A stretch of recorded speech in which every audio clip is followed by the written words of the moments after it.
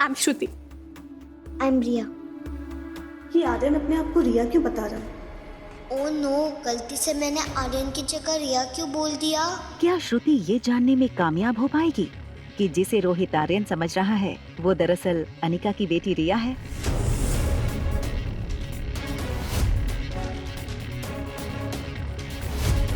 क्या आज रोहित को पता चल जाएगा कि अनिका ही डॉक्टर अमृता है? हेलो, मैं तुमसे दोस्ती करने आई हूँ। मेरा नाम श्रुति है और तुम्हारा? Hello, I am Riya. Wow, Riya तो कितना प्यारा नाम है। रिया? कौन रिया? मेरा नाम तो आर्यन है।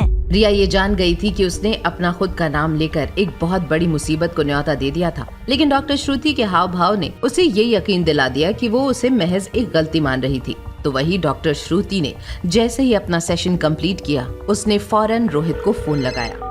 मिस्टर मारवा, मुझे आपके बेटे के बारे में कुछ ऐसा पता चला है जिसे जानना आपके लिए बहुत जरूरी है।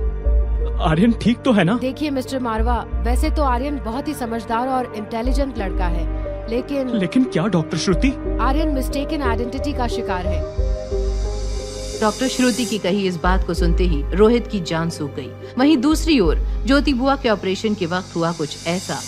Doctor Amrita, her pulse is dropping, हमें जल्द से जल्द कुछ करना पड़ेगा। इतना पैनिक मत करो, एसी का टेम्परेचर बढ़ा लो, पेशेंट को ठंड लग रही है। अब पेशेंट की पल्स रीडिंग नॉर्मल हो रही है।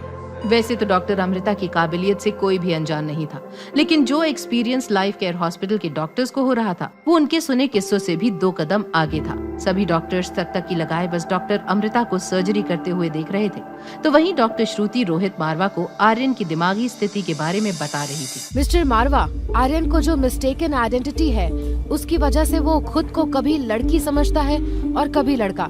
कभी बोलता है उसका फेवरेट टॉय बार्बी है, तो कभी रेसिंग कार, और तो और वो किसी अनजान लड़की को अपनी माँ भी मान चुका है। तो क्या आर्यन एक नॉर्मल बच्चा नहीं है? क्या उसकी जगह किसी स्पेशल स्कूल में है? नहीं मिस्टर मारवा, आप जैसा सोच रहे हैं वैसा बिल्कुल नहीं है। आर्यन बहुत जल्दी ठीक हो जाएगा। आपको बस उसके दिमाग में चल रहे इस झूठ के साथ कुछ और दिन जीना होगा, ताकि उसे अपने ये ख्याल झूठे ना लगे, क्योंकि इससे उसे गहरा सदमा लग सकता है। श्रुति की बातें सुनकर रोहित को एक गहरा सदमा लगा था। वो आर्यन जिसे रोहित सबसे ज्यादा प्यार करता था, उसी आर्यन की ये हालत रोहित के लिए बर्दाश्त कर पाना बहुत मुश्किल था। मगर उसे अभी भी अपनी दादी की सर्जरी के लिए डॉक्टर अग्रवाल से बात भी करनी थी। देखिए डॉक्टर अग्रवाल, मुझे आज ही डॉक्टर अमृता से मिलना है और उन्हें दादी की सर्जरी के लिए मनाना है। ठीक है मिस्टर मारवा, अभी वो ओटी में है, जैसे ही सर्जरी खत्म होगी आप उनसे मिल लेना। लेकिन आपको एक बात का खास ध्यान रखना होगा। कौन सी बात डॉक्टर? डॉक्टर अमृता अपने काम को लेकर बहुत ही ज्यादा प्रोफेशनल हैं, तो मैं सजेस्ट करूंगा कि आप उनके सामने पैसों की बात ना करें। क्या पता उन्हें बुरा लग जाए। जैसा आप ठीक समझे डॉक्टर, मैं उनसे पैसों की बात नहीं करूंगा। वैसे भी मुझे लगता है अब वो दादी माँ की सर्जरी के लिए जरूर हाँ कर देंगी, क्योंकि जब वो एक मामूली सी औरत की सर्जरी करने यहाँ आ सकती है तो मेरी दादी की सर्जरी क्यों नहीं करेंगी? मैं ऐसा इसलिए कह रहा हूँ क्योंकि डॉक्टर अमृता ने इस सर्जरी के लिए पेशेंट से कोई पैसे नहीं लिए हैं। मैंने जितना उनको समझा, वो पेशेंट देखकर उनका इलाज करती हैं, उनका स्टेटस देखकर नहीं। डॉक्टर अग्रवाल से मिलने के बाद Rohit operation theatre viewing area से डॉक्टर अमृता को सर्जरी करते हुए देखने लगा। डॉक्टर अमृता अपनी सर्जरी के आखिरी पड़ाव पर थी। उसने ज्योति बुआ के सिर पर पट्टी लगाकर कहा, operation successful. Congratulations doctor. Thank you everyone. बाहर जाकर फैमिली को इन्फॉर्म कर दो। मैं आपका जितना शुक्रिया करूं उतना कम होगा। Thank you doctor. क्या मैं डॉक्टर अमृता से मिल सकती हूं? डॉक्टर अमृता तो हॉस्पिटल स्टाफ्स के सेलिब्रेशंस के बीच जैसे ही अनिका ऑपरेशन रूम से बाहर निकली, उसकी नजर बाहर इंतजार कर रहे रोहित मारवा पर पड़ी और वो छिपते छिपाते वहाँ से निकल गई और सीधे पास वाले एक कैबिन में चली गई। अनिका ने अपना पीपीई किट उतारा, अपने कपड़े पहने और उसने जैसे ही बाहर निकलने के लिए बैग उठाया, उसके सामने प्रीति खड़ी थी। आप डॉक्टर अमृता हैं? हाँ प्रीति, लेकिन तुम्हें ये बात अभी सबसे छुपानी पड़ेगी। सही वक्त आने पर मैं खुद सबको बता दूंगी। मुझे माफ कर दो दीदी, मैंने आप पर शक किया। I am really sorry. आपने माँ को बचाने के लिए क्या कुछ नहीं किया और मैंने आपको ही गलत समझा। कोई बात नहीं प्रीति, लेकिन एक बात का ध्यान रखना, ये राज सिर्फ हम दोनों तक ही रहना चाहिए। आप डॉक्टर अमृता है। जैसे ही रोहित की ये आवाज अनिका और प्रीति के कानों में पड़ी, वो दोनों सुन पड़ गई। जिस पहचान को अनिका ने इतने सालों से छिपा कर रखा था, उसका सच आज रोहित के सामने आ चुका था। हालातों के सामने हार कर अनिका रोहित को सब सच बताने ही वाली थी कि तभी प्रीति ने दोनों हाथ जोड़कर माफी मांगते हुए कहा, इसमें अनिका दी की कोई गलती नहीं है, सारी गलती मेरी है। अगर आपके हॉस्पिटल में किसी भी रूल को तोड़ा गया है तो उसकी सजा सिर्फ मुझे मिलनी चाहिए। सॉरी मिस, मैं कुछ समझा नहीं। जब मुझे पता चला कि कामिनी ऑपरेशन के वक्त आईसीयू में होगी तो मैंने फौरन अनिका दी से कहा कि प्लीज वो वहाँ रहकर उस पर नजर रखें। ठीक है, लेकिन डॉक्टर अमृता कहाँ है? मेरा उनसे मिलना बहुत जरूरी है। सर, वो थोड़ी देर पहले ही यहाँ से निकल गई। डॉक्टर अमृता बहुत बिजी लग रही थी। ऑल राइट, आप लोग जाइए और पेशेंट का ध्यान रखिए। एक मिनट। रोहित की दमदार आवाज सुनकर अनिका और प्रीति की सांसें और कदम दोनों ही थम गए। अनिका समझ गई थी कि रोहित ने प्रीति का झूठ पकड़ लिया था और अब डॉक्टर अमृता की सच्चाई को बाहर आने से कोई भी नहीं रोक सकता। वहीं दूसरी तरफ टेरेस पर बैठ रिया और आर्यन ने ये तय किया कि वो फिर से अपनी अपनी जगह लौट जाएंगे। आज डैड की फ्रेंड श्रुति आई थी। उन्होंने मुझे एक टेस्ट पेपर दिया और मैंने सारे क्वेश्चंस के सही सही आंसर दे दिए। ब्रदर, अब तुम्हें डैड से सरप्राइज गिफ्ट मिलेगा, रेडी रहना। ये तुम्हारी बहन की तरफ से तुम्हारा पहला गिफ्ट। गिफ्ट? क्या है गिफ्ट में? अरे बाबा, वही तो सरप्राइज है ना। Oh sorry, thank you sister. Riya और आर्यन बड़ी समझदारी से अपनी मुश्किलें सुलझा रहे थे, तो वहीं अनिका की मुश्किलें खत्म होने का नाम ही नहीं ले रही थी। अनिका अपना बचाव करने के लिए जैसे ही मुड़ी, तभी रोहित ने कहा, देखिए, इस हॉस्पिटल के कुछ रूल्स हैं। यहाँ बिना परमिशन के आईसीयू वार्ड में जाना स्ट्रिक्टली मना है। पेशेंट की जान और हॉस्पिटल की रेपुटेशन दोनों खतरे में पड़ सकती हैं। मिस अनिका, अगर आप मेरी हेल्प करने के लिए राजी हैं, तो मैं आपकी इस गलती को नजरअंदाज कर सकता हूँ। कैसी हेल्प? मेरा बेटा आर्यन एक बहुत ही नाजुक स्टेट ऑफ माइंड से गुजर रहा है। उसे ठीक करने में मुझे आपकी हेल्प चाहिए। आप कुछ दिन मेरे बेटे से मिलो और उसको यकीन दिलवाओ कि आप उसकी असली माँ नहीं हो। मिस्टर रोहित, ना तो मैं कोई आया हूँ, ना ही कोई चाइल्ड साइकोलॉजिस्ट। मुझे आपके बच्चे से पूरी हमदर्दी है, मगर इस केस में मैं आपकी कोई हेल्प नहीं कर सकती। और हाँ, अगर मैनेजमेंट मेरे खिलाफ लीगल एक्शन लेती भी है तो आई विल हैंडल इट। इससे पहले कि रोहित कुछ कहता, अनिका वहाँ से प्रीति के साथ चली गई। अनिका की बातें सुनकर रोहित को मानो करंट सा लग गया हो। रोहित ये तय नहीं कर पा रहा था कि आखिर अनिका का असली रूप क्या था। हॉस्पिटल से निकलने के बाद रोहित डॉक्टर श्रुति के कहने पर आर्यन के लिए गिफ्ट लेकर जैसे ही स्वीट में पहुंचा, उसने आर्यन के पास जाकर बोला, श्रुति ने बताया आज तुमने टेस्ट पेपर्स में सारे आंसर सही किए, तो तुमने जो उनसे गिफ्ट बोला था वो मैं ले आया हूँ। Thank you so much dad, love you. Aryan बड़े ही एक्साइटमेंट में गिफ्ट बॉक्स खोलने लगा, लेकिन ये क्या, इसमें तो लड़कियों के खेलने की बाबी डॉल थी। उसने गुस्से में गिफ्ट बॉक्स को दूर फेंक दिया। रोहित ये देखकर चौंक गया। पल भर के लिए मानो उसने हार मान ली हो। क्या हुआ आर्यन, तुम्हें गिफ्ट पसंद नहीं आया? ये गिफ्ट तो तुमने ही मांगा था ना। आर्यन, मैं तुमसे बात कर रहा हूँ, जवाब दो मुझे। रोहित भैया प्लीज शांत हो जाओ, आर्यन छोटा बच्चा है अभी। सनी, तुम बीच में मत बोलो, इसे तुमने ही बिगाड़ा है। तुम इसका बिल्कुल भी ध्यान नहीं रखते। पर भाई, तुम यहाँ से जाओ, मैं डैड से बात करता हूँ। मेरा बेटा ऐसा नहीं था। ये सब मैं जानता हूँ किसका करा धरा है। मैं उसे छोड़ूंगा नहीं। तुम कहाँ जा रहे हो? आर्यन रोहित का गुस्सा देखकर वहाँ से चला गया, लेकिन आज रोहित ने ठान लिया था कि उसके बेटे की इस बिगड़ी हुई हालत के पीछे जिम्मेदार इंसान को सबक सिखाना है। वो बिना कुछ बोले गुस्से में रूम से निकल जाता है। रोहित मन ही मन अनिका को होटल से बाहर निकाल देने का फैसला कर चुका था। अनिका के स्वीट के बाहर पहुँचते ही रोहित ने डोरबेल बजाई। लगातार डोरबेल बजने पर भी जब गेट नहीं खुला तो रोहित का गुस्सा 7वें आसमान तक पहुंच गया था। उसने बिना कुछ सोचे बड़ी ही जोर से अपना हाथ दरवाजे पर दे मारा। तभी दरवाजे की उस ओर वो उस इंसान को खड़ा देखता है, जिसे देखकर उसके पैरों के नीचे से जमीन खिसक जाती है। तुम यहाँ कैसे? मैंने तुमसे कहा था ना, हमारी स्वीट से बाहर मत आना। तुम मेरी एक भी बात नहीं सुनते हो आजकल।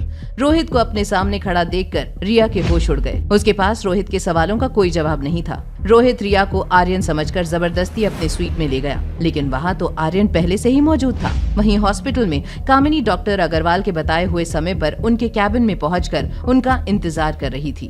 उस अनिका से मेरी खुशियाँ, मेरी तरक्की देखी नहीं जाती है। हर बार उसकी वजह से मेरी लाइफ में प्रॉब्लम्स आ जाती हैं। कामिनी, तुम्हें आइडिया भी है तुमने क्या किया है? तुम्हारी वजह से पूरे हॉस्पिटल, पूरे मैनेजमेंट को शर्मिंदा होना पड़ा है। I am sorry sir.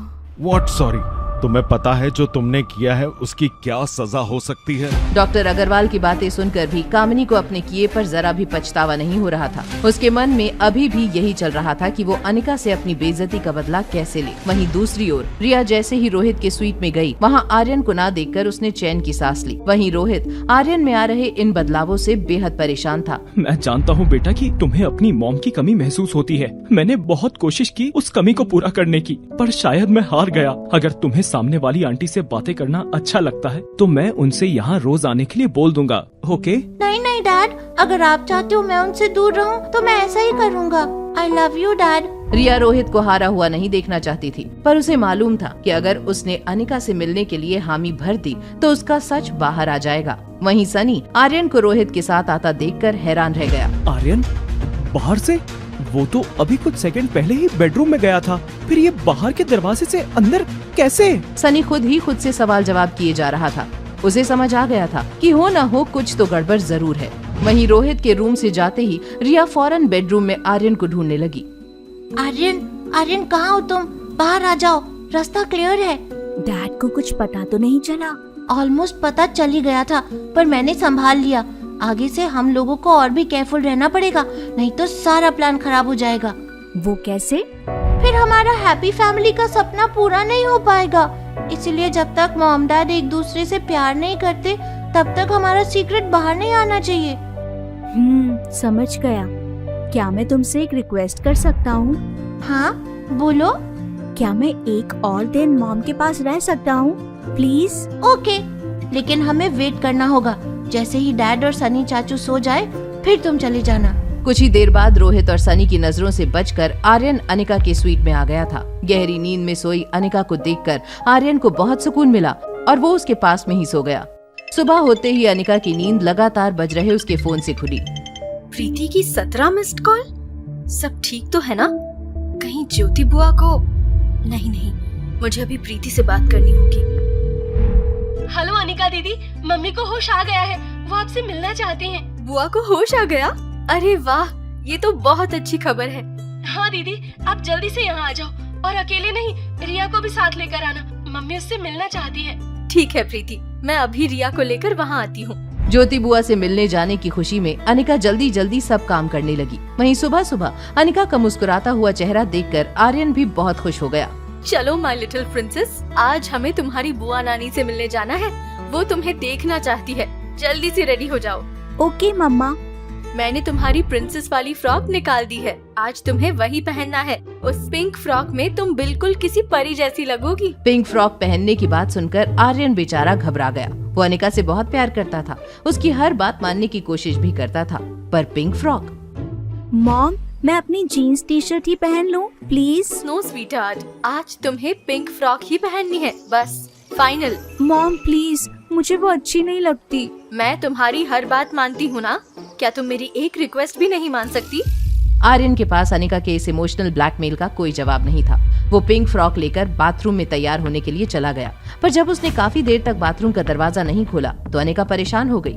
कुछ देर और इंतजार करने के बाद अनिका ने बाथरूम का दरवाजा खटखटाया। रिया बेटा, क्या हुआ? इतना टाइम क्यों लग रहा है तुम्हें? जल्दी करो, हमें हॉस्पिटल जाना है। रिया, तुम जवाब क्यों नहीं दे रही हो? तुम ठीक तो हो? मैं अंदर आ रही हूँ।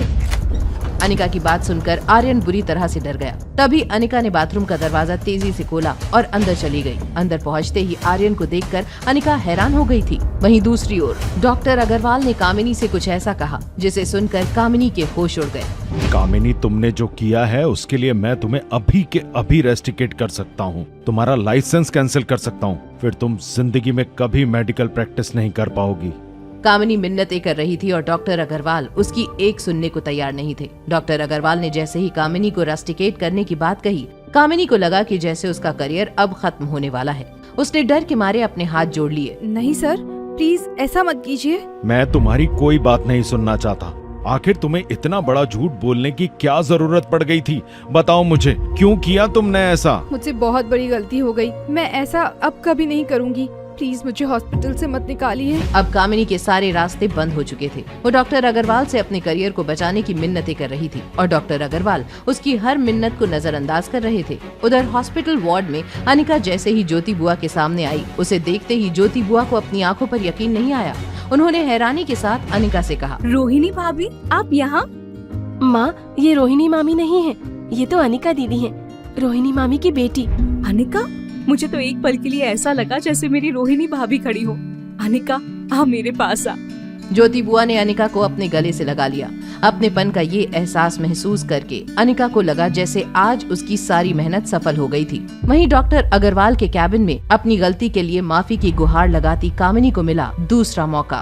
सर, मैं मानती हूँ मुझसे गलती हुई है, मगर प्लीज मुझे रस्टिकेट मत कीजिए, मेरा पूरा करियर बर्बाद हो जाएगा सर, प्लीज। ठीक है कामिनी, सिर्फ और सिर्फ तुम्हारे एकेडमिक रिकॉर्ड्स को देखते हुए मैं तुम्हें इस बार लास्ट वार्निंग देकर छोड़ रहा हूँ, मगर ऐसी गलती अगर तुमने फिर से की तो मैं तुम्हें खुद रेस्टिकेट कर दूंगा। जाओ अभी यहाँ से। Thank you doctor Agarwal. Kamini अपनी इस इंसल्ट के लिए अनिका को ही जिम्मेदार मान रही थी और अब उसने अनिका को मिट्टी में मिलाने की कसम खा ली थी। वहीं हॉस्पिटल वार्ड में ज्योति बुआ अनिका को प्यार से गले लगाकर खुश हो रही थी कि तभी उनकी नजर दरवाजे पर खड़े आर्यन पर पड़ी। कितनी प्यारी है तेरी बेटी अनिका, बिल्कुल एक गुड़िया जैसी। चलो रिया, जल्दी आओ बुआ नानी के पास। ये तो बिल्कुल नन्ही परी लग रही है, लगता है परियों के देश से आई है, इसको किसी की नजर ना लगे।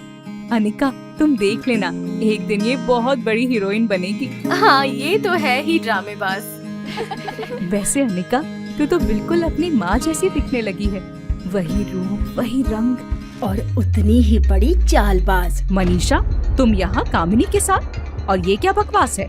माफ कीजिएगा दीदी, बकवास मैं नहीं, बकवास आप कर रही हैं। आपसे ये उम्मीद नहीं थी। जिस लड़की ने हमारे खानदान को कहीं का नहीं छोड़ा, आप उसी की तारीफ के पुल बांध रही हो। क्या आपको नहीं पता कि इसकी वजह से हमारे ऊपर कितनी मुसीबतें आई थी? बुआ, आप कैसे भूल सकती हो कि अनिका ने हमारे खानदान पर कितनी बड़ी कालिख पोती थी, और देखो कैसे बेशर्मों की तरह अपनी नाजायज औलाद के साथ यहाँ आ गई है। इसे धक्के मार कर निकालना चाहिए यहाँ से, और आप हैं कि इसे गले से लगाए बैठी हैं। अब इन बातों का क्या मतलब है कामिनी? जो बीत गया उसे भूल जाना ही बेहतर है। देखो इस प्यारी सी बच्ची को, उसे कितना बुरा लगेगा। आर्यन को देखते ही मनीषा उसकी तरफ चलने लगी। मनीषा को अपनी तरफ आते देख आर्यन एक पल के लिए घबरा गया। मनीषा अपनी बड़ी बड़ी आंखों से आर्यन को टकटकी लगाए घूरे जा रही थी। फिर अचानक मनीषा ने अनिका की तरफ देखा और कहा, अच्छा अनिका, तो ये है तुम्हारी बेटी, काफी बड़ी हो गई है। तुम्हारा एक बेटा भी है ना? वो भी तो इतना ही बड़ा हो गया होगा। आप कहना क्या चाहती हैं? कहना तो बहुत कुछ है, पर क्या तुम सुनने के लिए तैयार हो? तुम अपने बेटे को ढूंढ रही हो ना, लेकिन गलत जगह पर हाथ मार रही हो। कई बार सच सामने ही होता है, लेकिन दिखाई नहीं देता। आप कहना क्या चाहती हैं? साफ साफ बताइए। इतनी भी क्या जल्दी है? मेरे बच्चे ने क्या बिगाड़ा है आपका? क्यों उसे अपनी माँ से दूर कर रहे हो? आपको जो सजा देनी है मुझे दीजिए। तुझे तो सजा मिलेगी ही। तूने मेरी बेटी की जिंदगी बर्बाद कर दी है। तुझे तड़पता हुआ देखकर मेरे मन को सुकून मिलता है। आप भी तो एक माँ है। एक माँ को ऐसे तड़पाकर क्या मिलेगा आपको? सुकून मिलेगा। तू बस ऐसे ही लाचार और बेबस अपने बेटे को ढूंढती रह। मेरे लिए तो इतना ही काफी है। नहीं नहीं, प्लीज मुझे माफ कर दीजिए। आप जो भी बोलेंगी मैं वो करूँगी। बस मुझे मेरे बेटे से मिलवा दीजिए। तो ठीक है, ये रहे तेरे माँ की कंपनी के पेपर्स। क्या साइन कर सकती है इस पे? बोल, क्या इतना कर सकती है अपने बेटे के लिए? मनीषा को तलाश थी ऐसे ही किसी एक मौके की कि उसने पासा फेंक दिया। अपने बेटे की एक झलक पाने को मजबूर अनिका के पास कोई दूसरा रास्ता नहीं था। उसने मनीषा के हाथ से पेपर्स लिए और बिना कुछ सोचे साइन करने लगी। इन सब बातों से अनजान होटल पैराडाइज में रिया अपनी बाबी डॉल के साथ खेल रही थी और रोहित को बार बार परेशान कर रही थी। डैड, ये कैसी लग रही है? गुड। और ये वाली? गुड। डैड, मैं आपको कब से अपनी बाबी के कॉस्ट्यूम्स दिखा रहा हूँ और आप देख ही नहीं रहे हो और बस गुड गुड किए जा रहे हो। बेटा, एक बहुत जरूरी काम है। पहले मैं अपना काम कंप्लीट कर लेता हूँ और फिर हम साथ में खेलेंगे। I promise. ओके डैड, आप काम कर लो। मैं अपनी डॉल के साथ अपने रूम में खेलूंगी। उप्स, खेलूंगा। रोहित को आर्यन की ये बातें अब और भी दुखी करने लगी। वहीं दूसरी ओर हॉस्पिटल में अनिका ने स्टैम्प पेपर्स पर सिग्नेचर कर दिए थे कि तभी आर्यन ने किया कुछ ऐसा जिसे देखते ही सबकी आंखें फटी की फटी रह गई। शैतान, ये क्या किया तूने?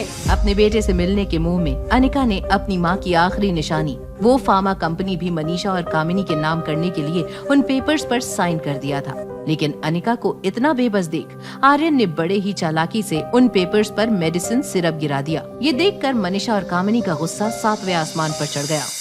शैतान, ये क्या किया तूने? कितने जरूरी कागजात थे ये।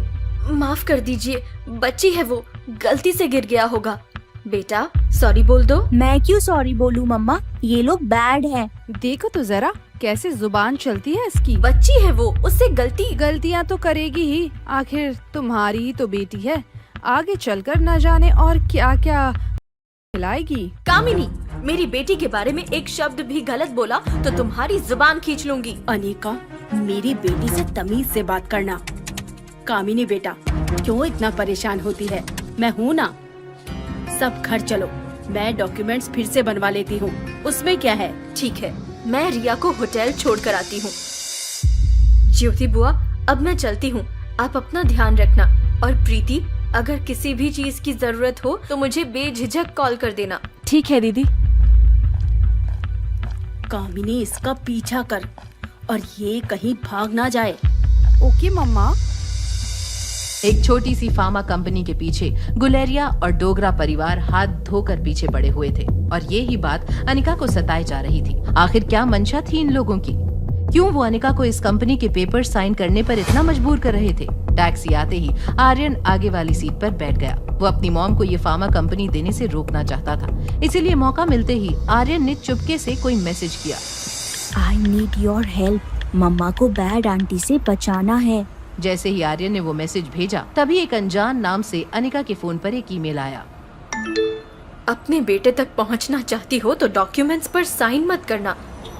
अगर साइन नहीं किया तो मैं तुम्हें तुम्हारे बेटे का सच जल्दी ही बता दूंगा। ये मेल पढ़ते ही अनिका के चेहरे का रंग उड़ गया। उसे लगा कि कोई तो था जो उसका पीछा कर रहा है और उसकी पल पल की खबर रख रहा है। अनिका ने तुरंत मेल का जवाब देने की सोचा। वो जानना चाहती थी कि इस सब के पीछे आखिर है कौन। जहाँ एक तरफ अनिका परेशान थी, वहीं दूसरी ओर हाफते हुए सनी तेजी से रोहित के पास आया।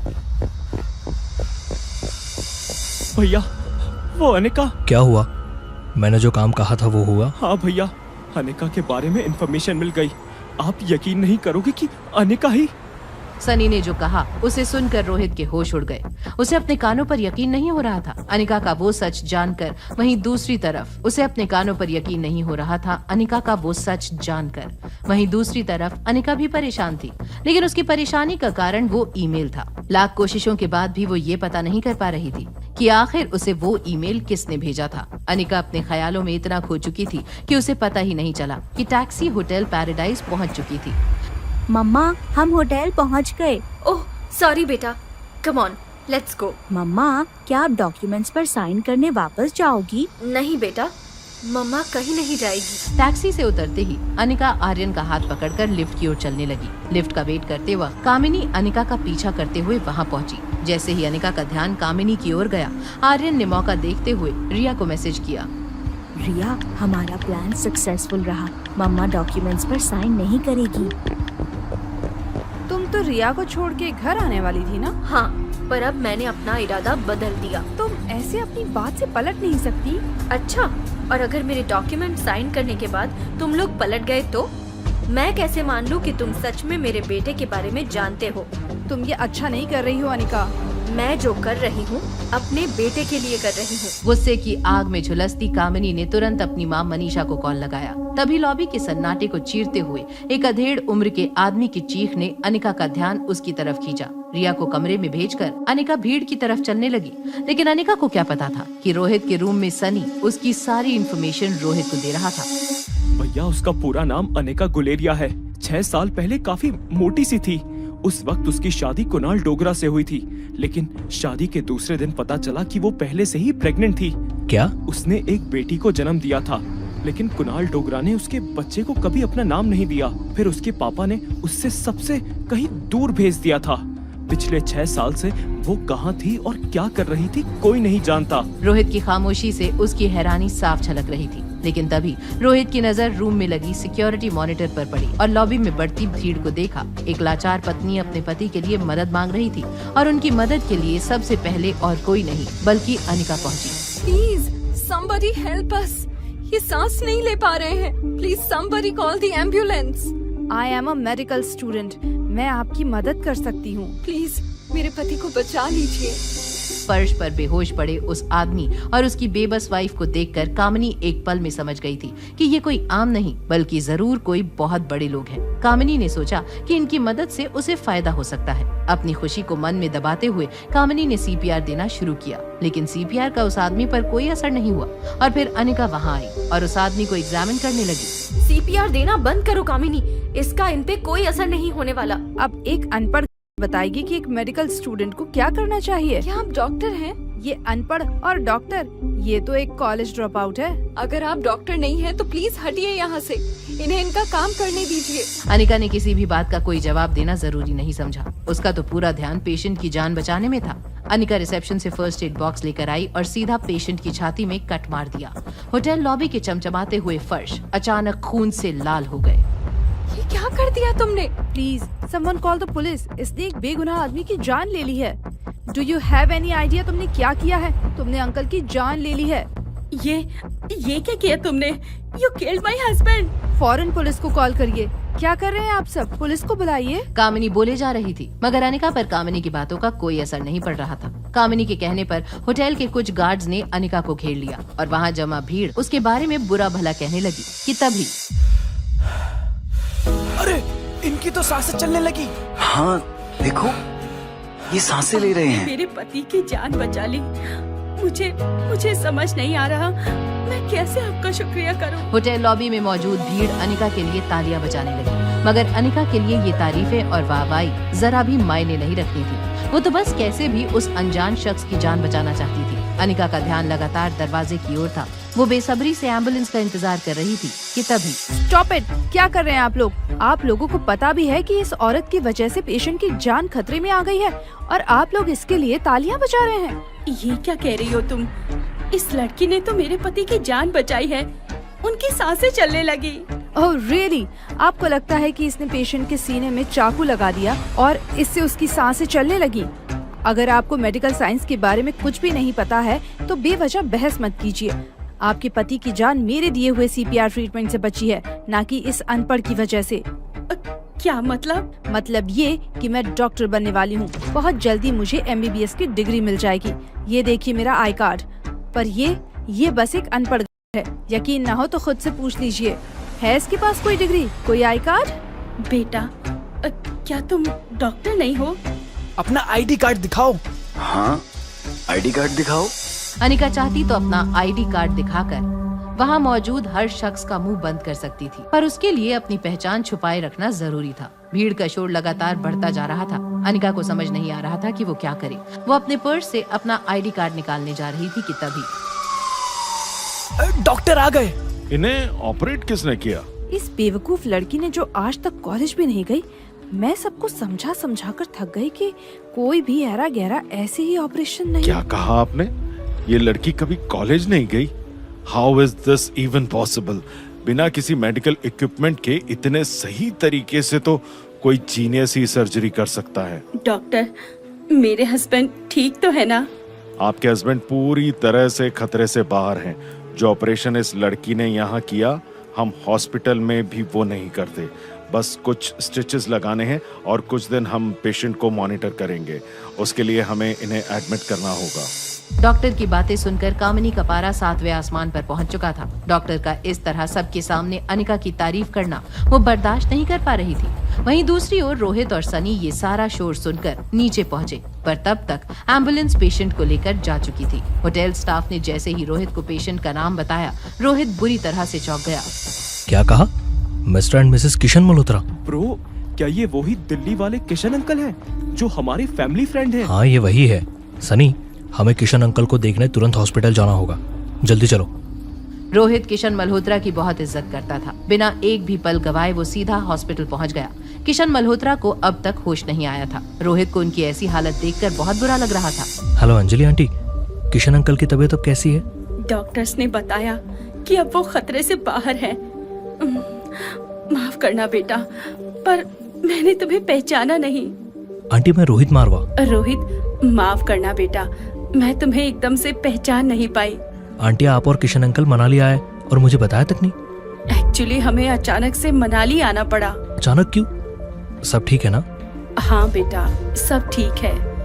दरअसल आज सुबह ही तुम्हारे अंकल के पास एक कॉल आया था कि उनकी बहन के बारे में कुछ इन्फॉर्मेशन मिली है। बस उसी वजह से आना हुआ।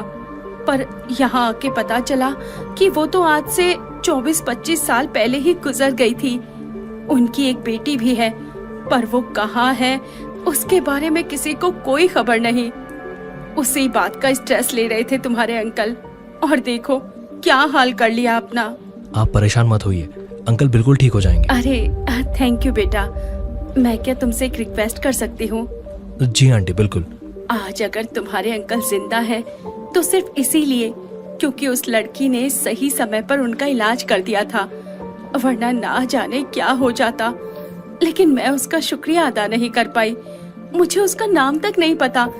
क्या तुम उस लड़की को ढूंढ सकते हो? डोंट वरी आंटी, मैं पता लगा लूंगा वो लड़की कौन थी।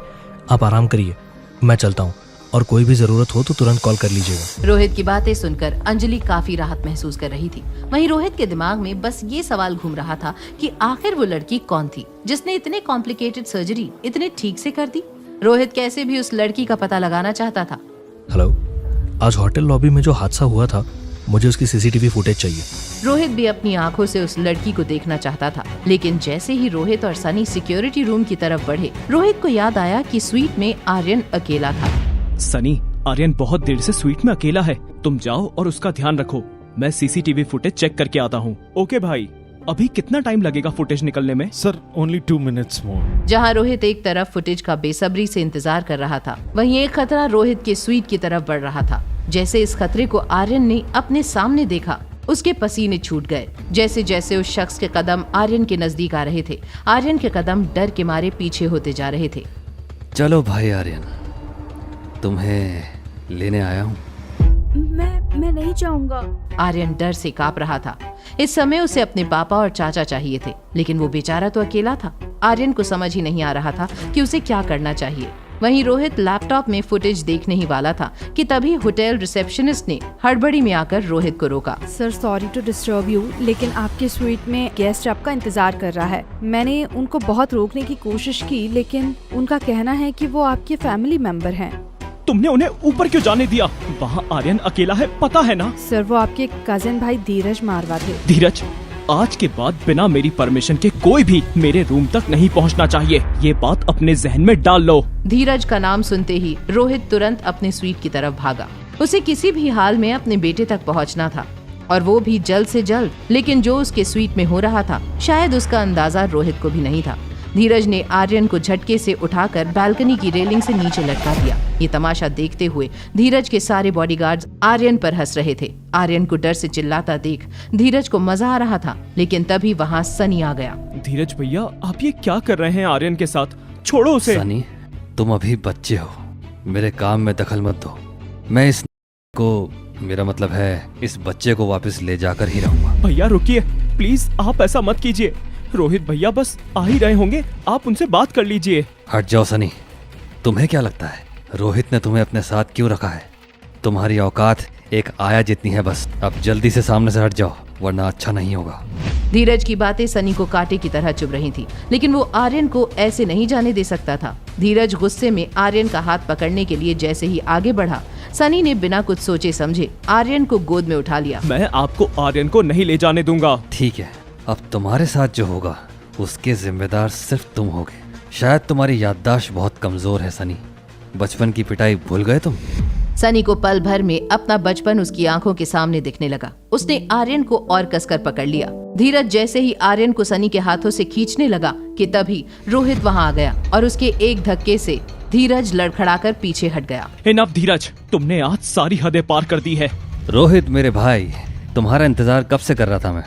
सोचा जब तक तुम नहीं आते तब तक सनी के साथ पुरानी यादें ताज़ा कर लूं। क्यों आए हो यहाँ? दादाजी ने भेजा है मुझे।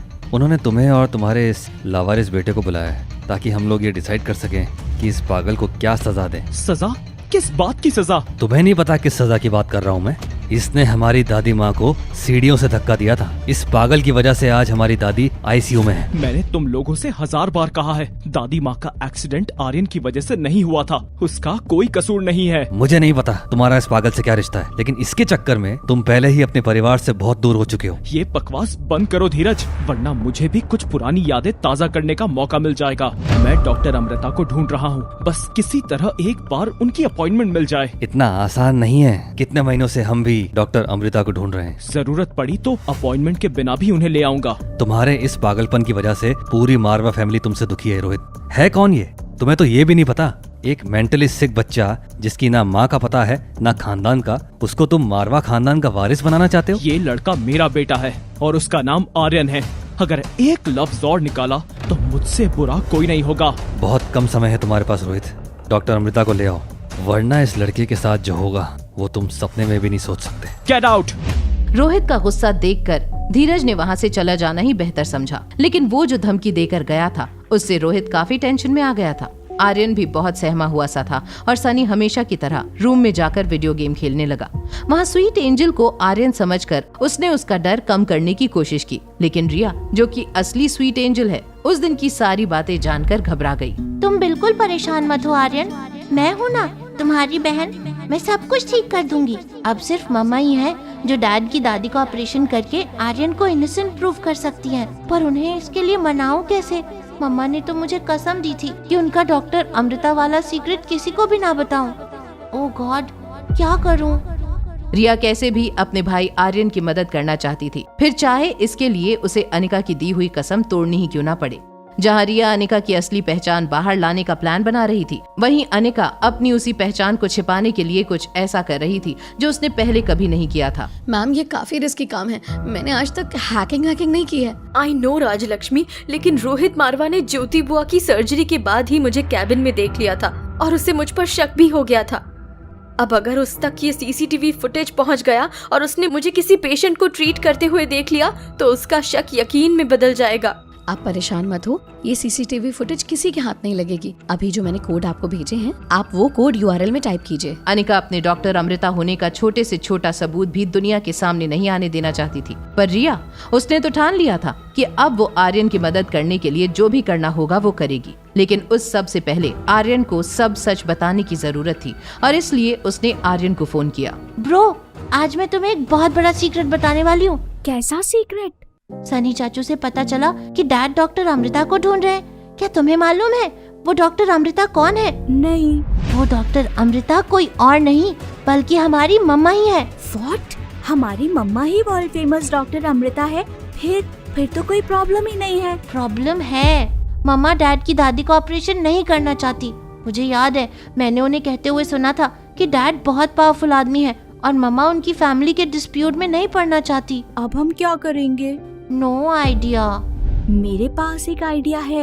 आर्यन का आइडिया सुनकर रिया बहुत खुश हो गई थी। उसे यकीन नहीं हो रहा था कि उसका भाई, जो अभी कुछ दिनों पहले तक इतना डरा डरा और चुप चुप रहता था, वो इतने अच्छे आइडिया सोच सकता है। वहीं अनिका सीसीटीवी फुटेज डिलीट कर ही रही थी कि तभी उसे एक अनजान ईमेल आईडी से एक और ईमेल आया जिसमें लिखा था कुछ ऐसा जिसे पढ़कर अनिका को अपनी आंखों पर विश्वास नहीं हो रहा था। अगर तुम अपने बेटे से मिलना चाहती हो तो तुम्हें मेरा एक काम करना होगा। मारवा परिवार की दादी काफी दिनों से हॉस्पिटल में है, तुम उनका ऑपरेशन करके उन्हें ठीक कर दो, तुम्हें तुम्हारा बेटा वापस मिल जाएगा। व्हाट? कहीं ये किसी की कोई साजिश तो नहीं? पर कहीं अगर सच में उसके पास मेरे बेटे का पता हुआ तो मुझे ये ऑपरेशन करना ही पड़ेगा।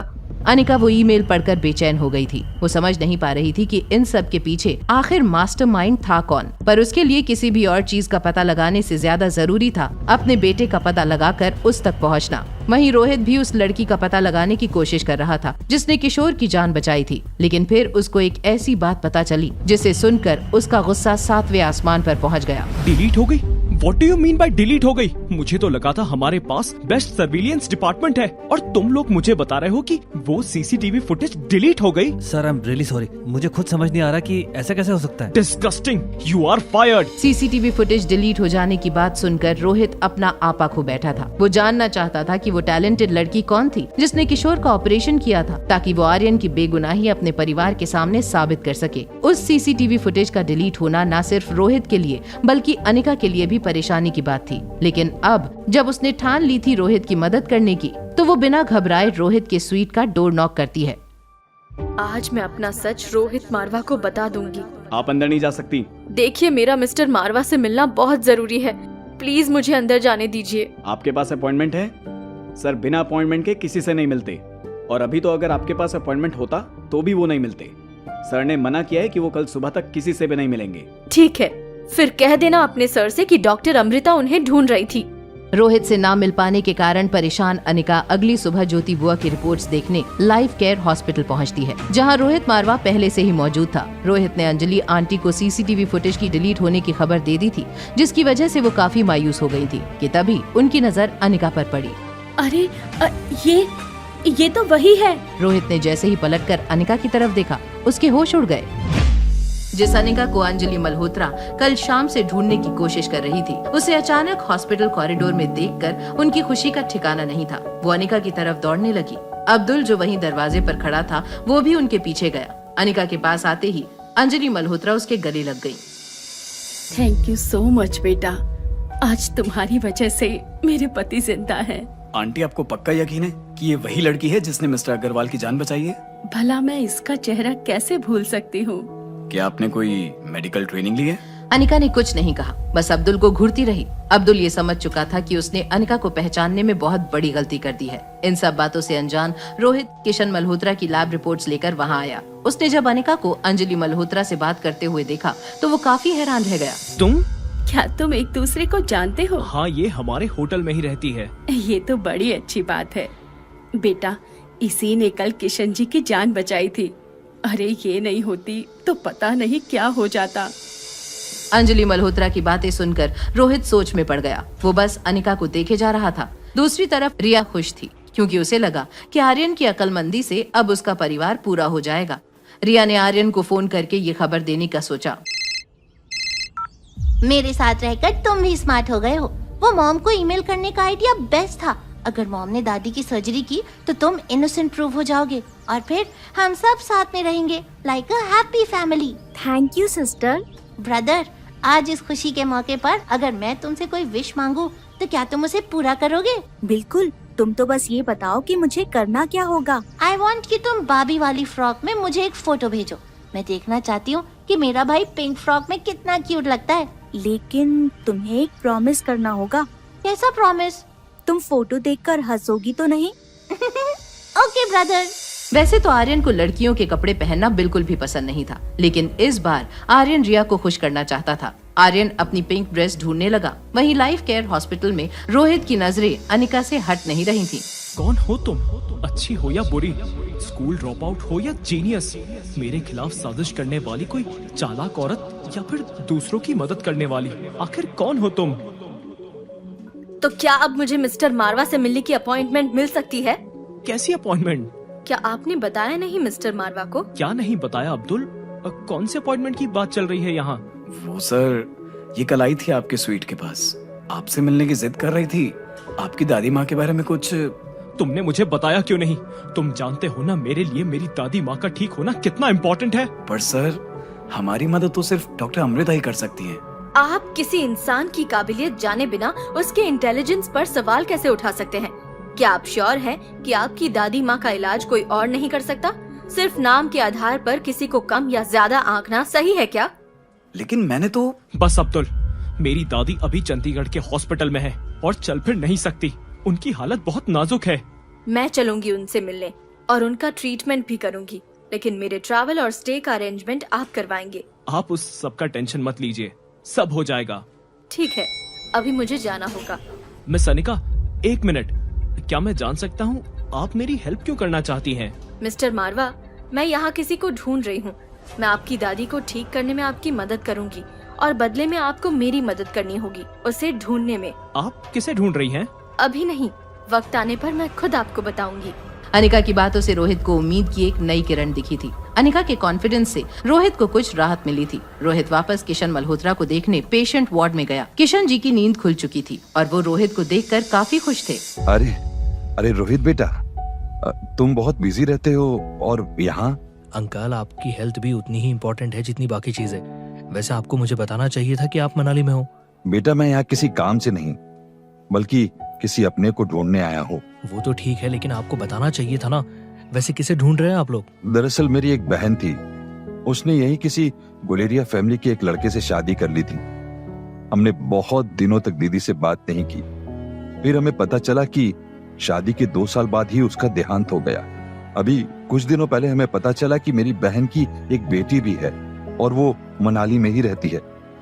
बस उसी को ढूंढ रहे हैं हम दोनों। दीदी तो हमें छोड़कर चली गई, लेकिन हमें उनकी बेटी को कैसे भी ढूंढना है। वो एक बार हमें मिल जाए तो हम भी उसकी वैसी ही सेवा करेंगे जैसे दीदी हमारी सेवा करती थी। फिर शायद दीदी हमें माफ कर दे। चलो हम अभी गुलेरिया हाउस चलते हैं और अपनी बच्ची को लेकर आते हैं। नहीं, अभी नहीं, पहले आप ठीक हो जाओ, फिर हम सब साथ में चलेंगे। हाँ अंकल, इस वक्त आपको रेस्ट करने की सख्त जरूरत है। ठीक है, जैसा तुम कहो। रोहित, जरा वो बैग देना मुझे। ये देखिए, ये है मेरी बहन की तस्वीर। लेकिन ये तो वही लड़की है जिससे... रोहित बेटा, अभी हम जिस लड़की से मिले वो तुम्हारे होटल में ही रहती है ना? हाँ आंटी। क्या तुम्हें उसका नाम पता है? हाँ, अनिका नाम है उसका। और सरनेम? अनिका गुलेरिया नाम है उसका। अनिका गुलेरिया? अच्छा बेटा, क्या तुम मेरी एक मदद कर सकते हो? मुझे अनिका के बारे में कुछ इन्फॉर्मेशन चाहिए थी। अब्दुल, अनिका की फाइल लेकर आओ। जी सर। एहसान हम नहीं भूल सकते। रोहित होटल पैराडाइज के लिए निकल चुका था, लेकिन अभी भी वो अनिका के बारे में ही सोच रहा था। वहीं दूसरी तरफ अनिका भी हैरान थी जब उसे उसके अतीत से जुड़ा एक फोन आया। क्या मेरे मामा मामी? हाँ, और वो हमसे मिलने घर आ रहे हैं। लेकिन इतने सालों बाद क्यों? मैं ये सब नहीं जानता, बस तुम घर आ जाना टाइम से। ठीक है, मैं आ जाऊंगी। कॉल रखते ही अनिका के मन में कई सवाल उमड़ने लगे। अनिका अपनी माँ के परिवार वालों से कभी नहीं मिली थी, लेकिन सालों बाद अचानक उन्हें अनिका की याद कैसे आई? अनिका के मन में इस नए रिश्तेदार को लेकर डर था, तो वहीं कोई और भी था जिसे अनिका से भी ज्यादा डर लग रहा था। क्या तुम्हें यकीन है कि वो लोग अनिका के रिश्तेदार हैं? मुझे तो लगता है कि इन सब के पीछे अनिका का ही हाथ होगा। पक्का हमारे खिलाफ कोई नई साजिश रच रही है। यकीन तो मुझे भी नहीं हो रहा कि ये लोग इतने सालों बाद अनिका को क्यों ढूंढ रहे हैं। क्या तुम स्वाति के परिवार वालों के बारे में कुछ भी नहीं जानते? काफी गरीब परिवार से थी स्वाति, और उसकी फैमिली पहाड़ों के उस पार रहते थे, लेकिन शादी के बाद उसने उनके साथ कोई कांटेक्ट नहीं रखा। कहीं ये लोग हमसे पैसों की भीख मांगने तो नहीं आ रहे? वैसे वो कह तो रहे थे कि अनिका के मामा बीमार हैं और इस वक्त हॉस्पिटल में एडमिट हैं। तो ये बात तय है कि वो भिखमंगे पैसों के लिए ही आ रहे हैं। देखिए, मैं पहले से ही कह देती हूँ, खबरदार उनको एक भी पैसा दिया तो। तुम तो ऐसे बोल रही हो जैसे कि मैं तिजोरी खोल के उनके सामने रखने वाला हूँ। लगता है आ गए भिखमंगे। जहाँ एक तरफ अनिका के मामा मामी के स्वागत के लिए कामिनी दरवाजा खोलने के लिए आगे बढ़ी, तो वहीं दूसरी तरफ अपने स्वीट में वार्डरोब का दरवाजा खोलते हुए आर्यन रिया को दिया हुआ प्रॉमिस पूरा करने के लिए फ्रॉक ढूंढने लगा। मैंने तो उसे यही छुपाया था, लेकिन अब मिल क्यों नहीं रहा? क्या नहीं मिल रहा है? डैड, आप कब आए? मैं तो अभी आया, लेकिन तुम क्या ढूंढ रहे हो? वो मैंने एक ड्रेस यहाँ रखी थी, लेकिन अब मुझे मिल नहीं रही। बेटा, वो ड्रेस तुम्हारे लिए नहीं है, इसलिए मैंने उसे किसी और को दे दिया जिसे उसकी जरूरत है। आप मेरी चीजों को मुझसे पूछे बिना किसी और को कैसे दे सकते हो? आप ही ने सिखाया था ना, दूसरों की चीजों को विदाउट परमिशन हाथ नहीं लगाना चाहिए। No wonder why mama hates you. तुम्हें ये सब किसने सिखाया Aryan? I hate you dad. आज मेरे दोस्त ने एक पार्टी रखी है, तुम मेरे साथ चलोगे ना? यस ऑफ कोर्स, हम सब जाएंगे। क्यों आर्यन? आर्यन के चेहरे पर कोई भी एक्साइटमेंट नहीं थी, उसे बस रिया का प्रॉमिस तोड़ने का दुख था। वहीं दूसरी तरफ मामा मामी के स्वागत के लिए कामिनी ने दरवाजा खोला और सामने खड़े इंसान पर कामिनी की नजर जैसे ही पड़ी वो हैरान रह गई। अनिका के मामा मामी के आने की खबर सुनते ही गुलेरिया परिवार में बेचैनी बढ़ गई। गुलेरिया फैमिली को ये विश्वास था कि अनिका के मामा मामी भीख मांगने के लिए आ रहे होंगे। तभी कामिनी ने दरवाजे के बाहर देखे बिना ही सैनिटाइजर की पूरी बोतल उधेल दी। जब उसकी नजर सैनिटाइजर में डूबी अनिका पर पड़ी। थैंक गॉड तुम थी अनिका, मुझे लगा पूरा सैनिटाइजर वेस्ट हो जाएगा। वैसे तुमने बताया नहीं कि तुम्हारे फकीर मामा मामी मनाली आए हुए हैं? अनिका ने कामिनी की बातों का जवाब देना जरूरी नहीं समझा। गुलेरिया खानदान इस बात से अनजान था कि कुछ ही समय में उन्हें एक बड़ा झटका लगने वाला था। कामिनी आगे कुछ कहने ही वाली थी कि तभी गेट से आवाज आई। क्या मिस्टर गौतम गुलेरिया यही रहते हैं? जैसे ही मनीषा और कामिनी की नजरें अंजलि पर पड़ी, उन्हें अपनी आंखों पर विश्वास नहीं हुआ। गुलेरिया खानदान की सोच से अंजलि मामी बिल्कुल अलग थी। उनकी सीरत में भी उनकी दौलत चमक रही थी। तभी अंजलि मामी ने सबकी खामोशी तोड़ते हुए अनिका से कहा, फिर से मिल गए हम। बेटा, पहली बार तुम्हें देखकर ही मुझे लग गया था कि हमारा कुछ पुराना रिश्ता है। आप यहाँ? और आप मेरे मामा मामी को कैसे जानती हैं? आई नो, तुम्हें बहुत कुछ पूछना होगा। मैं तुम्हारे सारे सवालों के जवाब दूंगी। फिलहाल बस यही कहना चाहूंगी कि ये सब किस्मत का खेल है। उस दिन जिस आदमी की जान तुमने बचाई थी वो तुम्हारे मामा थे। गुलेरिया परिवार के सभी लोग अंजलि मामी की सादगी में खो गए थे कि तभी कामिनी ने अंजलि मामी का पहना हुआ डायमंड नेकलेस देखा। उससे रहा नहीं गया और उसने मामी से कहा, योर नेकलेस इज स्टनिंग। क्या ये असली डायमंड्स हैं? ऑफ कोर्स नकली है बेटा। आजकल अपनी औकात से ऊपर दिखने के लिए हर कोई नकली ज्वेलरी पहनते हैं। देखो ना कितना ज्यादा चमक रहा है। मिस्टर गौतम, क्या आप ही हमारे बहनोई जी हैं? यस, मैं ही गौतम गुलेरिया हूँ। आपने फोन पर मुझसे ही बात की थी। वैसे आप बहुत ही खूबसूरत हैं। कहीं आप फिल्मों में तो काम नहीं करती? फिल्मों में तो नहीं, लेकिन मैं एक आर्टिस्ट जरूर हूँ। जी, आपने जैसे ही कॉल किया था अनिका से मिलने के लिए, वैसे ही हमने उसे कॉल करके बुला लिया था। Thank you mister Gautam. Anika बेटा, क्या हम कहीं अकेले में बैठकर बात कर सकते हैं? Sure aunty. गौतम गुलेरिया अंजलि मामी के हाव भाव देखकर पूरी तरह से इम्प्रेस हो गए थे। ये देखकर मनीषा का चेहरा गुस्से से लाल हो गया, लेकिन वो अपनी तीखी जुबान से कुछ कहती उससे पहले ही अनिका और अंजलि मामी वहाँ से निकल गए। अंजलि मामी कार में बैठते ही अनिका से कहा, बेटा, तुम्हारे मामा अभी भी हॉस्पिटल में हैं। ऐसे वक्त में तुम तक पहुंचने के लिए एक खास शख्स ने हमारी बहुत मदद की थी। उन्हें शुक्रिया अदा करने के लिए हमने तुम्हें बिना बताए होटल पैराडाइज में आज एक डिनर पार्टी रखी है। I hope you don't mind बेटा। ओके मामी, आई एम सॉरी। क्या मैं आपको मामी कह सकती हूँ? अब से अगर आंटी कहूँगी तो डांटूंगी। बेटा, तुम्हारी एक बेटी भी है ना? आई कांट वेट टू सी हर। और नाम क्या है उसका? रिया नाम है उसका।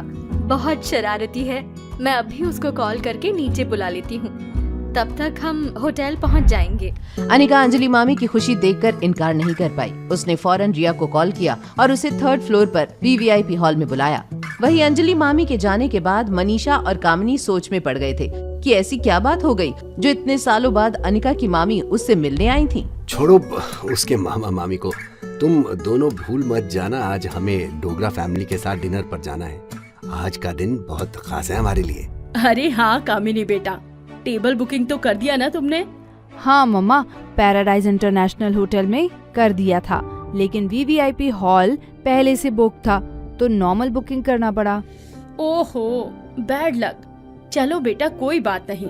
अभी बहुत काम है, हमें रेडी भी होना है। और तुम आज अच्छा सा इंडियन ड्रेस पहनना। आज का दिन बहुत स्पेशल होने वाला है तुम्हारे लिए। यस मामा। यहाँ कामिनी के मन में खुशी के लड्डू फूट रहे थे तो दूसरी तरफ रिया आर्यन को बार बार कॉल किए जा रही थी। कॉल का कोई जवाब ना मिलने पर रिया सबसे छिपते छिपाते लिफ्ट में चली गई। लिफ्ट से 3rd फ्लोर पर पहुँचते ही रिया ने जैसे ही चैन की सांस ली कि तभी उसकी नजर बगल वाली लिफ्ट पर गई, जहाँ से रोहित मारवा, सनी और आर्यन बाहर आ रहे थे। रोहित मारवा, सनी और आर्यन को 3rd फ्लोर पर अचानक देखकर रिया को समझ नहीं आया कि अब क्या करना चाहिए। वो दौड़कर कॉरिडोर में गई और बड़े से गमले के पीछे जाकर छुप गई, लेकिन तब तक सनी की नजर उस पर पड़ चुकी थी। दो आर्यन, रोहित भैया, दो आर्यन है। क्या बकवास कर रहे हो तुम सनी? भैया एक नहीं बल्कि 2 आर्यन है। सनी गेम खेल खेल कर आंखों के साथ तुम्हारा दिमाग भी खराब होता जा रहा है। मैं सच बोल रहा हूँ, मैंने अपनी आंखों से देखा। एक आर्यन हमारे साथ और एक अभी सामने खड़ा था। भैया यहाँ तमाशा मत बनाओ, सब देख रहे हैं सनी। सॉरी भैया, तुम दोनों अंदर चलो, मैं एक जरूरी कॉल करके आता हूँ। इससे पहले कि रोहित की नजर रिया पर पड़ती, वो सही मौका देखकर सामने जा रही सर्विस ट्रॉली में छिप गई थी। ट्रॉली से एक टॉवल और एक ब्लैक चश्मा लगाकर रिया अपना भेष बदलकर आर्यन और सनी को वीआईपी लाउंज में जाते देख रही थी। जैसे ही आर्यन की नजर रिया पर पड़ी, तभी वहाँ रोहित भी आ गया। पापा, मैं सामने रहने वाली अपनी न्यू फ्रेंड के साथ प्ले एरिया में खेलने जा सकता हूँ प्लीज? ओके, प्ले एरिया में ही खेलना और जल्दी वापस आ जाना। पहले तो रोहित आर्यन के जाने से मना करने वाला था, पर रिया को देखकर वो आर्यन को मना नहीं कर पाया, जो इस भेष में कार्टून लग रही थी। उसने आर्यन को पहली बार किसी को दोस्त बनाते हुए देखा था। उनके वहाँ से जाते ही रोहित ने सनी से पूछा, सनी, क्या यही अनिका की डॉटर है? हाँ शायद इसीलिए ये भी इतनी अजीब है। कितनी फनी लग रही थी ऐसे गेटअप में। बाहर जो तुमने हरकत की है उसके मुकाबले ये कुछ भी नहीं है सनी। भैया आप अंदर चलिए, मैं जरा बच्चों पर नजर रखता हूँ ताकि कोई गड़बड़ ना हो। आई एम इम्प्रेस्ड, पहली बार कुछ सही सोचा तुमने। जब रिया आर्यन के साथ जा रही थी, तभी सनी की नजरें उसके जूतों पर पड़ गई थी। वो समझ गया था कि ये वही है जिसको उसने कॉरिडोर में देखा था। यहाँ सनी सच जानने के लिए उनके पीछे चला गया, तो दूसरी तरफ होटल लॉबी में गुलेरिया परिवार डोगरा परिवार का इंतजार कर रहे थे। माँ देखो, कुणाल कैसे मुंह लटका कर आ रहा है। ये सब उस अनिका की वजह से हुआ है। मुझे तो पहले ही पता था कि वो कुणाल को फंसाने की कोशिश कर रही थी। ये तो अच्छा हुआ कि अब कुणाल को भी उसकी असलियत पता चल गई। बस भी करो कामिनी, बेवजह कुछ भी बोले जा रही हो। हेलो सर, दिल्ली वाले मल्होत्रा इस वक्त मनाली के होटल पैराडाइज में किसी मीटिंग को अटेंड कर रहे हैं। उनसे डील करने का ये सही मौका है। क्या? किस फ्लोर पर है वो? सर 3rd फ्लोर के वीवीआईपी लॉन्च में है उनकी मीटिंग। ओके, मैं अभी आता हूँ। इससे अच्छा मौका नहीं मिल सकता मुझे। अगर एक बार मिस्टर मल्होत्रा से डील हो गई तो मनाली का सबसे बड़ा आदमी बनने से कोई नहीं रोक सकता मुझे। यहाँ कुणाल खुश होकर 3rd फ्लोर के लिए निकल गया था, तो वहीं दूसरी तरफ अनिका और अंजलि को वीवीआईपी लाउंज में आता देख रोहित सरप्राइज हो गया। जैसे ही रोहित और अनिका की नजरें टकराईं, वो एक दूसरे को देखते ही रह गए। दोनों के बीच एक अनसुनी खामोशी थी। तभी अनिका ने पूछा, मेरी बेटी रिया वो नहीं आई अभी तक? वो मेरे बेटे आर्यन के साथ प्ले एरिया में खेलने गई है। डोंट वरी, वो सेफ है वहाँ। आई एम सो सॉरी, वो मेरी बेटी थोड़ी शैतान है, मगर आप चिंता मत कीजिए, मैं अभी उन्हें लेकर आती हूँ। अनिका को पता था कि रोहित मारवा उसे पहले से ही अपने बेटे का दुश्मन समझता था और रिया का उसके बेटे आर्यन के साथ खेलना सेफ नहीं था। अनिका बिना समय जाया किए रिया को लेने वहाँ से निकल गई। वो कॉरिडोर से जा ही रही थी कि तभी वो किसी से टकरा गई। सॉरी। अनिका जिस आदमी से टकराई वो कोई और नहीं, उसका एक्स पति कुणाल डोगरा ही था। उसको अचानक देखकर अनिका थोड़ी घबरा गई थी। तभी कुणाल डोगरा, जो कि इतने दिनों से सिर्फ और सिर्फ अनिका के ख्यालों में खोया हुआ था, फौरन घुटनों के बल बैठकर बाहें फैलाता हुआ अनिका से बोला, अनिका, मैंने जब से तुम्हें वापस मनाली में देखा है, सिर्फ और सिर्फ तुम्हारे बारे में सोचता हूँ, तुम्हें याद करता हूँ, तुमसे प्यार करता हूँ। आई लव यू। कुणाल ने अपने दिल की बात अनिका से कह दी थी। जितनी खुशी और उम्मीद कुणाल के चेहरे पर झलक रही थी, उतनी ही नफरत अनिका की आंखों में उतर आई थी। अनिका के कानों में कुणाल का आई लव यू बार बार गूंज रहा था। उसका मन तो कर रहा था कि वो कुणाल के चेहरे पर एक थप्पड़ जड़ दे, लेकिन उसके उसूलों ने उसे ये करने से रोक दिया। अपने गुस्से पर काबू पाते हुए अनिका वहाँ से बिना कुछ बोले जाने लगी। अनिका, प्लीज मेरी बात तो सुनो। उस दिन जो कुछ भी हुआ, उसके बाद से मेरा किसी काम में मन ही नहीं लग रहा। मैं दिन रात सिर्फ तुम्हारे बारे में ही सोचता रहता हूँ।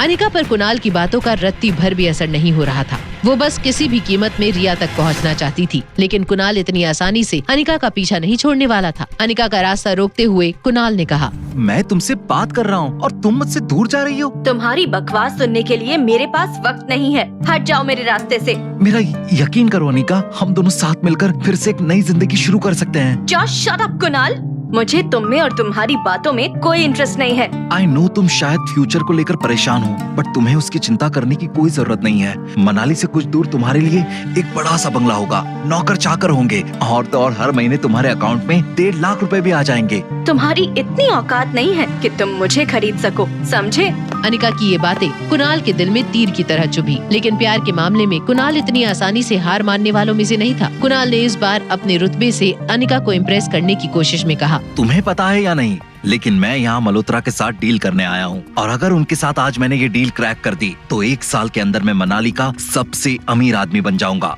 और मैं का मतलब हम दोनों से है। मल्होत्रा का नाम सुनकर एक पल के लिए ही मानो अनिका के पांव डगमगा गए। आखिर मल्होत्रा और कुणाल के बीच क्या है कनेक्शन?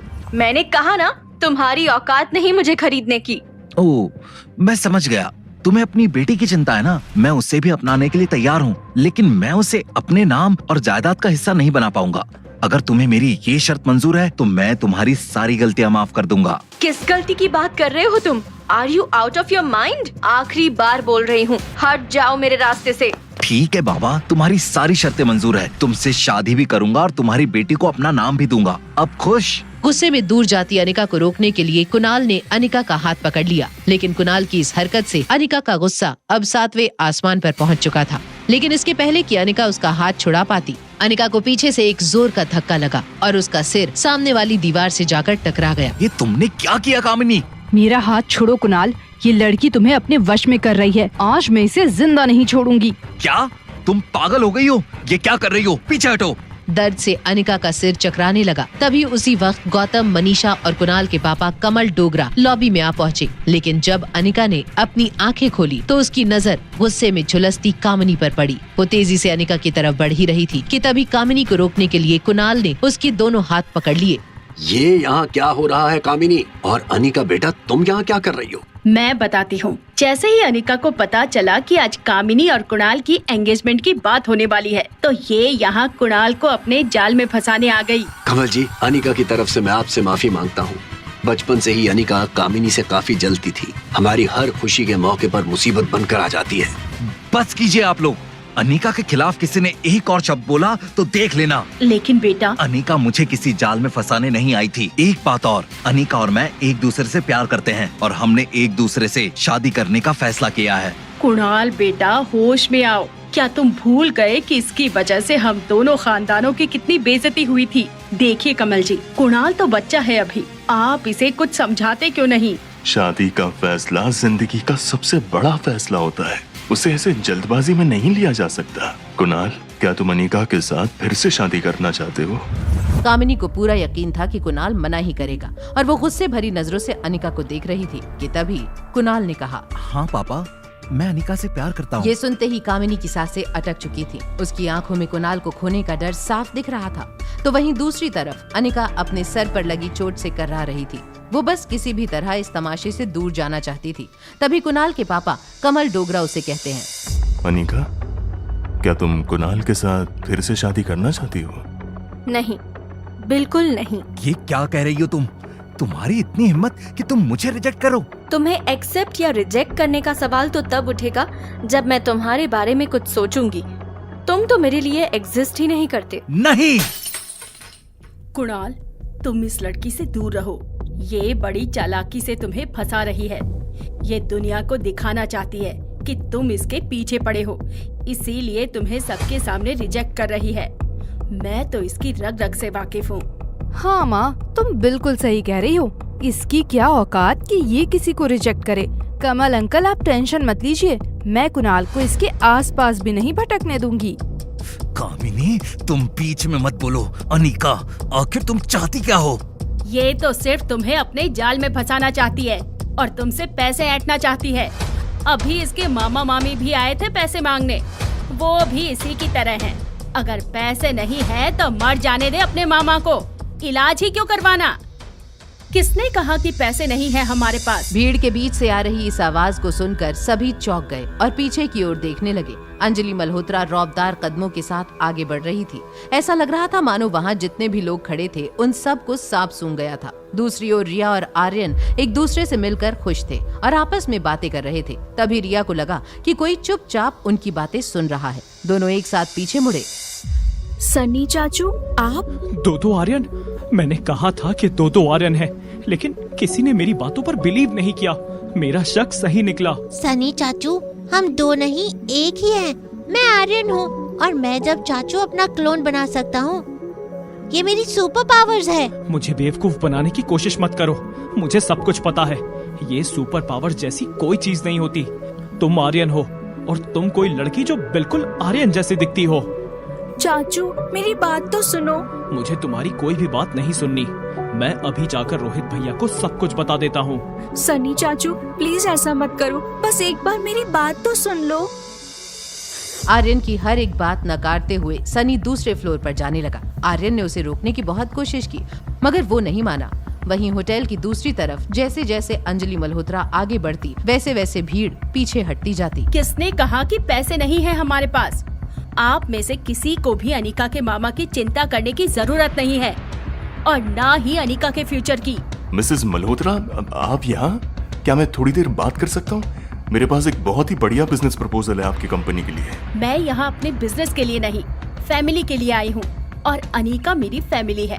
चलो बेटा, इन लालची लोगों के बीच में रुकने की कोई जरूरत नहीं है। लोगों की भीड़ को चीरती हुई अंजलि अनिका को लेकर वहाँ से जाने लगी। अनिका को तो कुछ समझ ही नहीं आ रहा था कि आज उसके साथ क्या हो रहा था। वो बस अंजलि मामी के साथ चल रही थी। तभी उसने पूछा, लेकिन आप यहाँ अचानक और हम जा कहाँ रहे हैं? मैंने कहा था ना, मुझे तुम्हें किसी खास गेस्ट से मिलवाना है। वो वेट कर रहे हैं।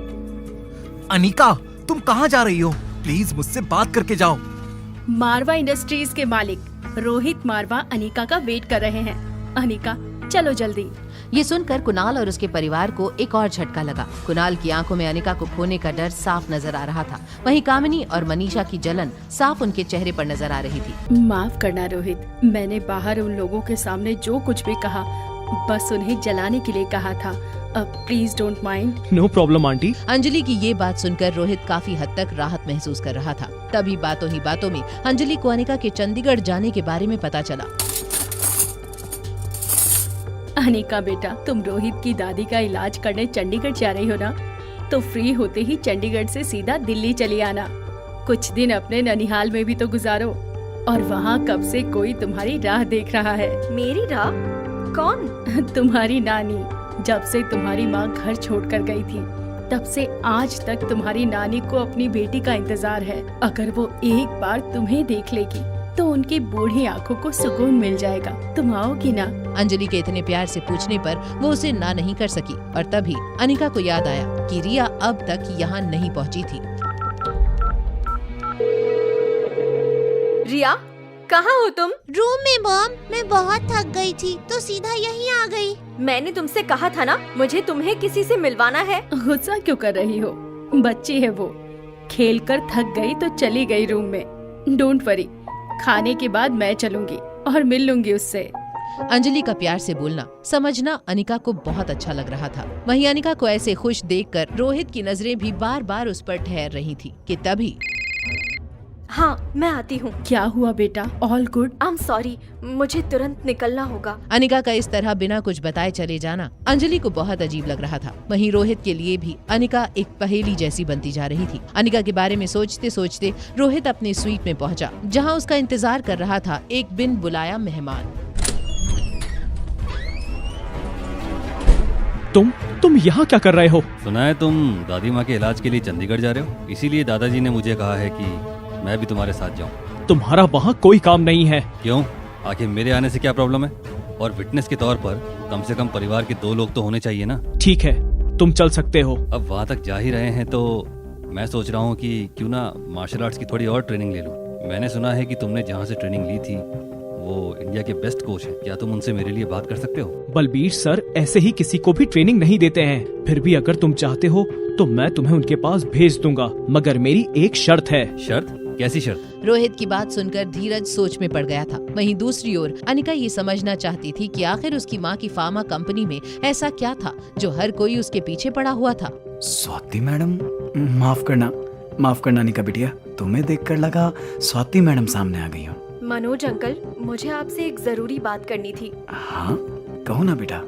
मैं जानता हूँ कंपनी मुनाफा नहीं कर पा रही है। अगर तुम मेरी जगह किसी नए और ज्यादा पढ़े लिखे आदमी के हाथों में कंपनी की भागदौड़ देना चाहती हो तो मुझे कोई एतराज नहीं है। ये कैसी बातें कर रहे हैं अंकल आप? मैं तो सिर्फ कागजी मालकिन हूँ। ये कंपनी मुझसे कहीं ज्यादा आपकी है। मैंने तो आपको यहाँ बस इतना पूछने के लिए बुलाया था कि क्या इस कंपनी के अलावा भी कुछ है जो मेरी माँ मुझे देना चाहती थी? हाँ बेटा, एक और चीज है तो सही।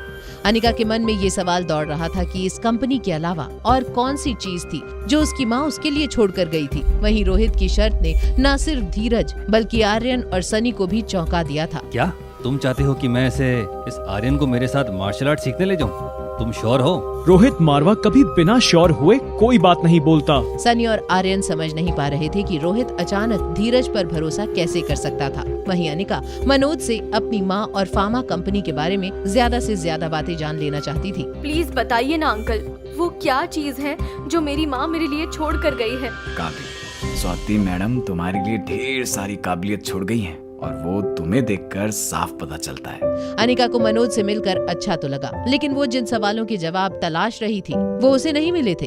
वापस आकर भी अनिका इन्हीं सवालों में उलझी थी। तभी कब तक प्रैक्टिस से भागती फिरोगी? मेरे कैंप का नाम खराब करके रख दिया है तुमने। बलबीर सर प्लीज चिल्लाइए मत, मैं बहुत थक गई हूँ और आपको तो पता है मैं सारा दिन कितनी बिजी रहती हूँ। तुमसे उम्मीद रखना ही बेकार है। एक काम करो, अपनी बेटी रिया को ही मेरे कैंप में भेज दो, लगता है वही मेरे कैंप का नाम रोशन करेगी। दिन भर की थकी अनिका घर आकर गर्म पानी का शावर लेने लगी कि तभी कमरे में कुछ गिरने की आवाज आई और वो बाथरूम में ही बाथरूम से बाहर आ गई। बाहर आते ही अनिका ने देखा कुछ ऐसा जिसे देखते ही उसकी चीख निकल गई। कौन था वो शख्स जिसे देखकर अनिका इतनी बुरी तरह से घबरा गई थी? आखिर क्यों भेजना चाहता था रोहित मारवा आर्यन को धीरज के साथ? क्या रोहित की दादी की जान बचाकर अनिका पहुंच पाएगी अपने बेटे तक? जानने के लिए देखिए अगला एपिसोड सिर्फ पॉकेट एफएम के YouTube चैनल पर। और एक लड़की को देखा तो के सारे एपिसोड्स को सुनने के लिए डिस्क्रिप्शन में दी हुई लिंक से डाउनलोड कीजिए पॉकेट एफएम ऐप।